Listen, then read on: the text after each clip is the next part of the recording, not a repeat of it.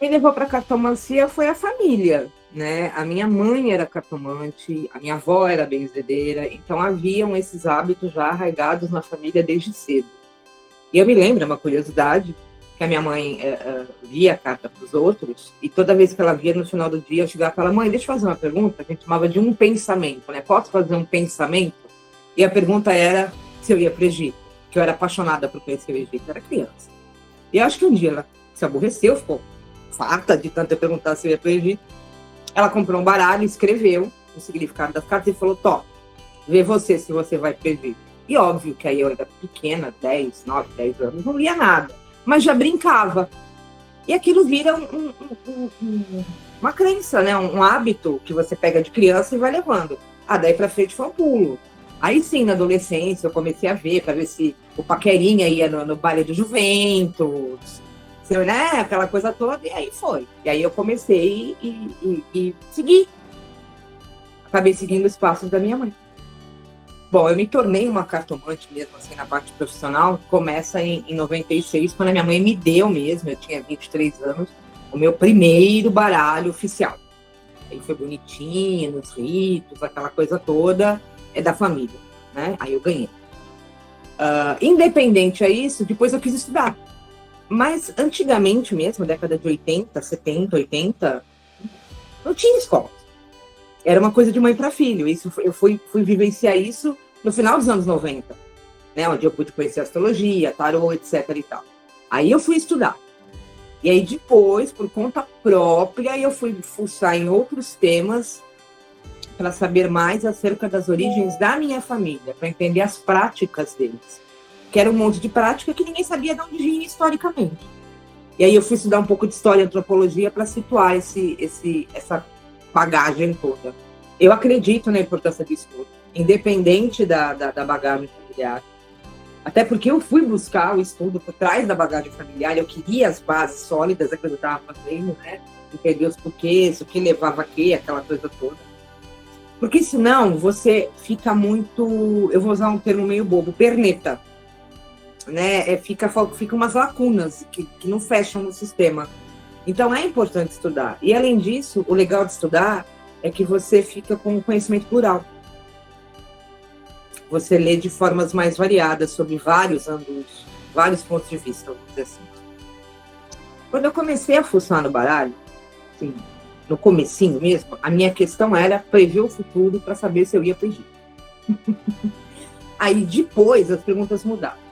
Mas eu venho de uma época da cartomancia, que eu brinco que é cartomancia raiz, né, que era o que era praticado lá atrás, que a questão do oráculo era prever futuro. Não havia essa abordagem de autoconhecimento. Isso eu vinha conhecer depois, no final dos anos 90.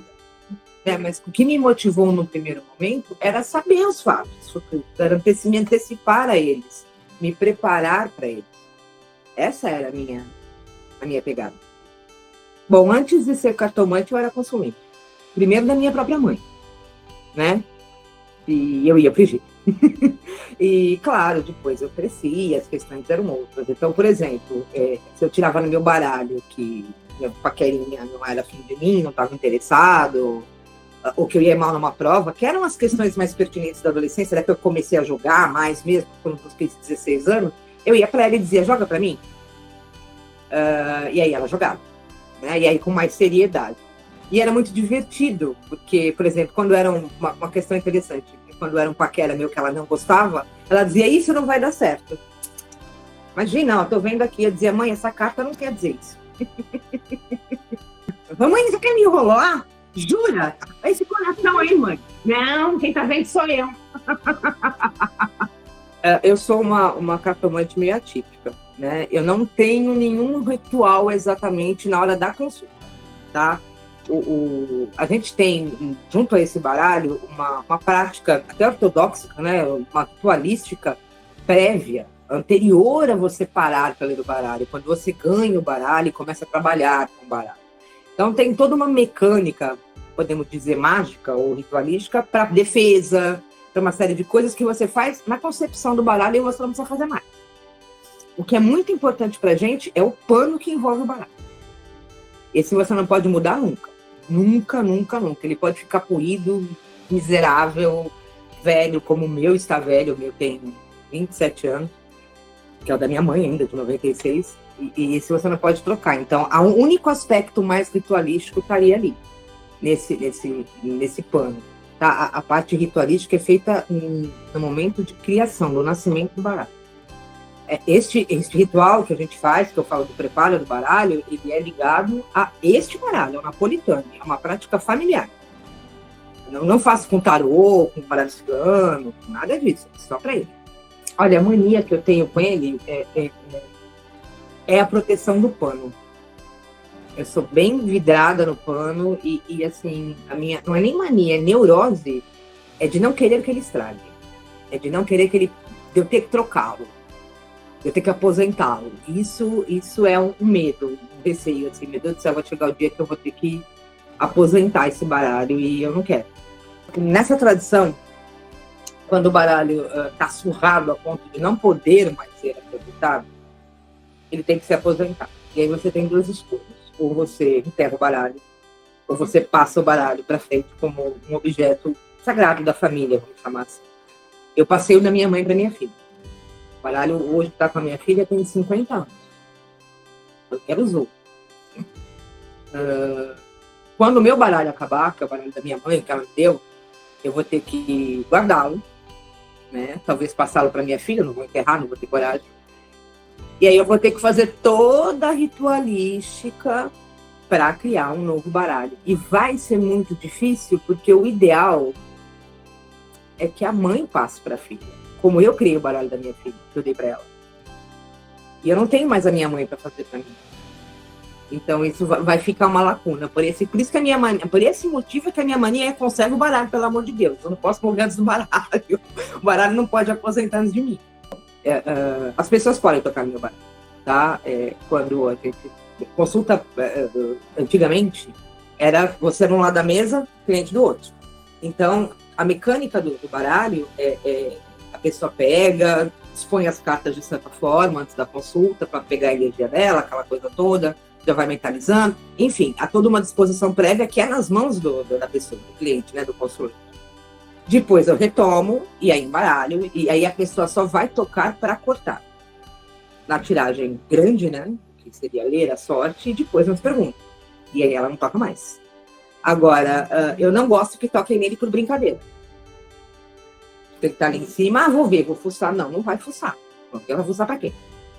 Tem que fuçar. Né? Então, assim, agora durante a consulta, sim. Agora no online, não tem mais isso. A mesa de atendimento, ela é simples. Ela é uma mesa comprida, né? Como se fosse uma escrivaninha, vou colocar assim. Tem um pano por baixo, colorido, verde, vermelho, branco, né? Eu geralmente acabo escolhendo as cores italianas, não tem jeito. E o vermelho por cima, que é onde eu ponho as cores. Isso no caso dessa leitura, né? Da cartomancia italiana. E aí o pano do baralho, que eu ponho por cima desse outro. É só o que tem na minha mesa. O pessoal fala, mas você não tem uma pedra, um cristal, blá, blá, blá, blá. Eu não uso. Na minha família, a gente tem uma coisa chamada familiares. Né? E são esses familiares que seguram a marimba, então eles não precisam estar na mesa. É uma outra pegada. Um dos assuntos mais difíceis, né, o assunto mais difícil para mim em atendimento, é lidar com os casos afetivos, onde você tem um golpista do outro lado. Os clientes que chegam, as clientes, estão envolvidos emocionalmente, estão apaixonados, e aí você tem que perceber pelo jogo, né? Você percebe pelo jogo que tem um golpista ou uma golpista do outro lado, que se trata de um golpe financeiro, de um estelionato, de um abuso, e que essa pessoa vai ser lesada, pode até correr riscos, embarcar para um outro país, se encontrar em algum lugar ermo, como a gente vê frequentemente acontecer, e sofrer uma violência, tá? Isso é indistinto para gênero, acontece com todas as pessoas, e esse é um ponto muito difícil. Provar para quem está na sua frente, quem está te procurando em confiança, que você está vendo um problema ali que pode ser mais sério do que essa pessoa imagina. Porque ela está emocionalmente envolvida. Então, além de você proteger essa pessoa, né, esse cliente, essa cliente que vem te procurar, você tem que lidar com toda uma carga de frustração para romper um desejo amoroso, um sentimento que já está consolidado. é muito complicado lidar com isso. O meu primeiro baralho, a minha porta de entrada nesse mundo todo foi esse baralhinho aqui, que é o baralho napolitano, tá? Ele é o baralho da minha mãe, era o baralho da minha família, e foi com ele que eu comecei a estudar, a saber, a entender, a oracular, né? A estudar o futuro, enfim, a entrar nesse universo cartomante. O baralho napolitano é um baralho muito antigo, tá? Ele remonta lá ao século XIV, começo do século XV. Então, o que acontece? Nessa época, os baralhos não tinham rainhas. Eles tinham cavaleiro, pajem e reis. Eles passaram a ter rainhas posteriormente. Então, o Napolitani, ele vai ter figuras... ele é bem inspirado nos latinos, então ele tem figuras em cores primárias, por ser um baralho antigo, né? Pode ver que o máximo que você tem aqui é um verdão, um verdinho, né? Que seriam as cores secundárias.